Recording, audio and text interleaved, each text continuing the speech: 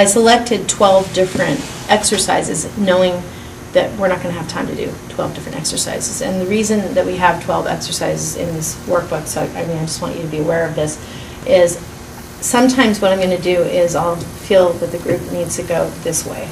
And so I have some exercises that go this way and some exercises that go that way. So based upon how you guys are responding to certain things and what you're telling me, I'm going to kind of respond to what you guys are showing me and what I'm sensing, and then I'll say, okay, let's go to exercise or whatever. So we may go out of order, we might not cover everything. I just decided I'd rather have too much in this book than to end up missing and wishing that I had a specific exercise. So I want to be aware of that. And what we're going to do first is we'll go over some agreements for the group, because it's important that this be a safe space for everybody to know and what the boundaries are around what we're doing today. And then after we go through the agreements, I'm going to talk to you about emotions. Some things that I hear people say when I'm in practice is I feel an emptiness, or I feel a hole inside me, or I feel wounded. And I think that sometimes we notice that experience when we're going through our own healing, that there's something like a hole in the heart or painful feeling. And so what we want to do to start patching with that hole is grow. That's what starts to patch with the hole. And what I think one place where we can start is getting clear about where you are now, because we're going to grow from wherever you are now. Everybody is in a different head space, heart space, emotion space. So wherever you are now is the perfect space right now, and you're going to grow from there. This is kind of like real basic level psychology stuff, but I go back to it a lot because there's truth in it. And this is, I don't know how many of you have seen Maslow's hierarchy of needs, but at the bottom is the physiological needs, like just the food, water, clothing, shelter, the basics that we all need. And at the top is self-actualization, where we're actually moving into our creative selves, and we're doing the things that are really important to us in our lives and living on purpose, and we have like a mission for our lives, and we're experiencing peak moments and things like that. But in order to get up to that self-actualized part of ourselves, there are different other levels that need to be satisfied first, is what Maslow posited. And so he said that we also have safety and security needs that come above the physiological, right after the physiological needs, and those are health, employment, property, family, stability. Then what starts to become prominent once those are fulfilled are love and belongingness needs, needing to feel that you have a friend, a family member, some kind of intimate relationship, connectedness. And once you feel pretty full in that area, then your own self-esteem needs will come to the table. So wanting to feel confident, wanting to have achievements, wanting to have the respect of others and feel connected to others, and a need for individuality.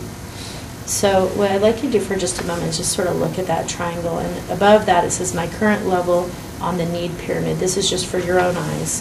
Just identify for yourself your current level and write that down.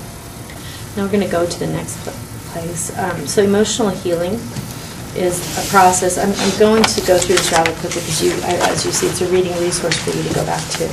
But it's basically a process where you're starting to heal from a loss, a wound, or a condition.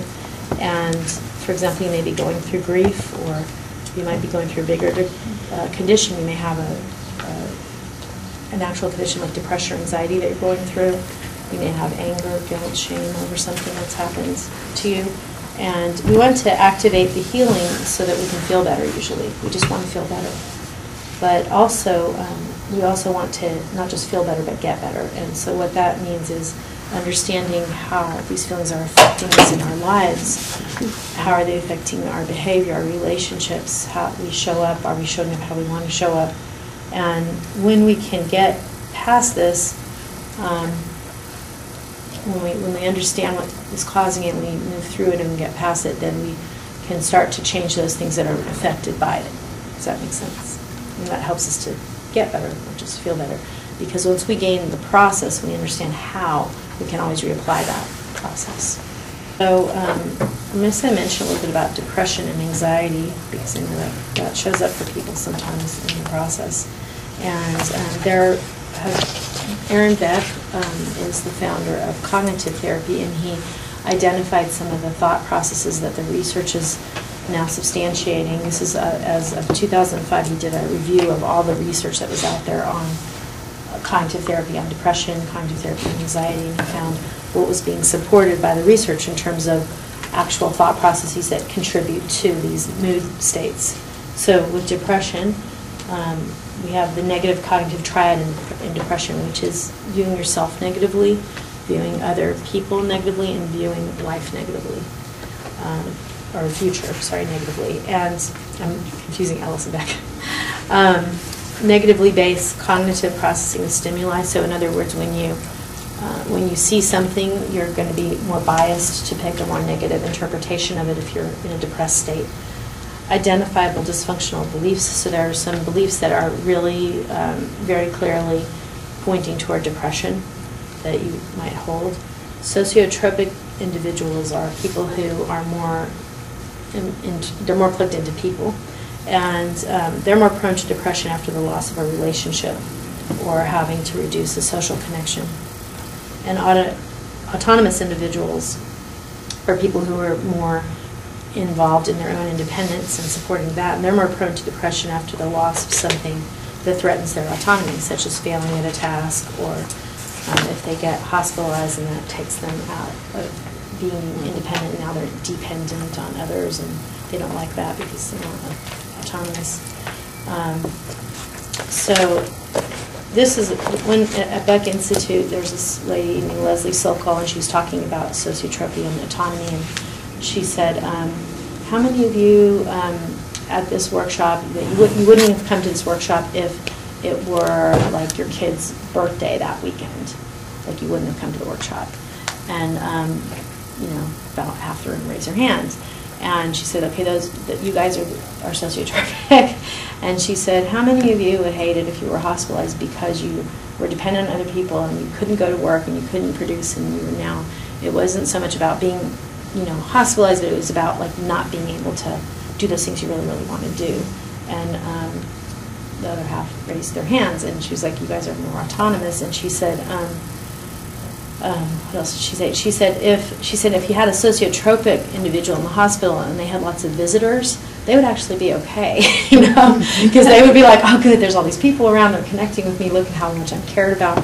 The big factors with anxiety are, first of all, people with anxiety tend to have danger-oriented beliefs that predispose you to narrow your attention to threat. So if you think you're in danger, you're going to already be in a hypervigilant posture where you're looking around for evidence of threat. And those danger-oriented beliefs will also cause you to engage in dysfunctional safety behaviors. So you might do things to protect yourself and you may disengage. You may escape certain scenes or avoid other scenes because they are, to you, they're dangerous. So you're going through safety behaviors. You also may carry certain things with you that make you feel safe, or sit in certain places because you feel safe. Sometimes, like, I know people who, when they go to a restaurant, they have to sit facing the door so they can see who's coming in. That makes them feel safe. That's an example of a safety behavior. Okay, this can also cause you to make catastrophic interpretations of ambiguous stimuli. So you have something ambiguous going on, you're not really sure.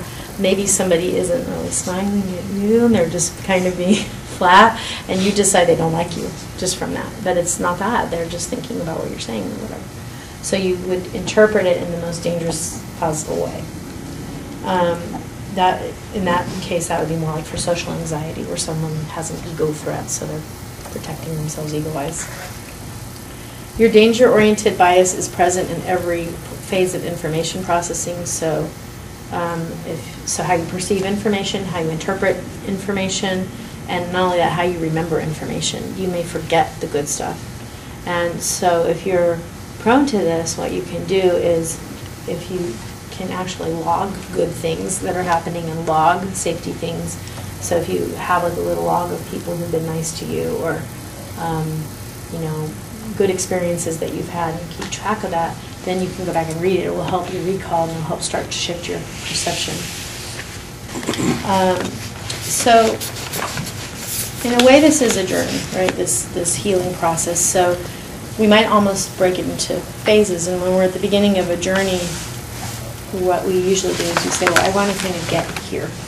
I want to know where I'm going to land in my airplane, or where my train is going to stop and take me, or where I'm going to drive to with my car. So the first thing I want us to get clear on is where you are now and what destination you want to kind of travel to. So if everything goes exactly the way I want, what do I want? That's the question. So first of all, how do you feel now? Go ahead and see. So some of the basic feelings are happy, sad, angry, and scared. Today, what you want to do is pay attention to how you feel.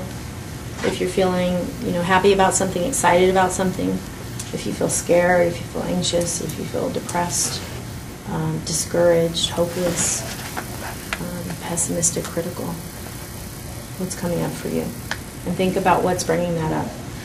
Take note of it, and then hopefully you'll start to notice different patterns that are emerging for you today. And especially notice what's creating the good feelings and what you're doing to create the good feelings. So when you feel good, how can you do that more? Okay? And when you can also experiment with actions that might create good feelings. So think in your brain right now, just tune into yourself for a moment and just go, all right, what might I experiment with today? Something I don't normally do. What could I try today that might help me to create a happier feeling inside of myself? And write down that behavior now, if you can think of it. So some examples might be, today I'm going to really work on being present. Or today I'm just going to work on showing up however I am, instead of trying to show up, differently. Today I'm going to let my emotions come up for me. Or today I'm going to try talking to someone instead of keeping myself quiet. Those are some examples. Or today I'm going to be goofy sometimes, because I'm never silly. I'm always in my head space, and I'm always intellectual, and I'm going to be goofy and silly today and free-spirited.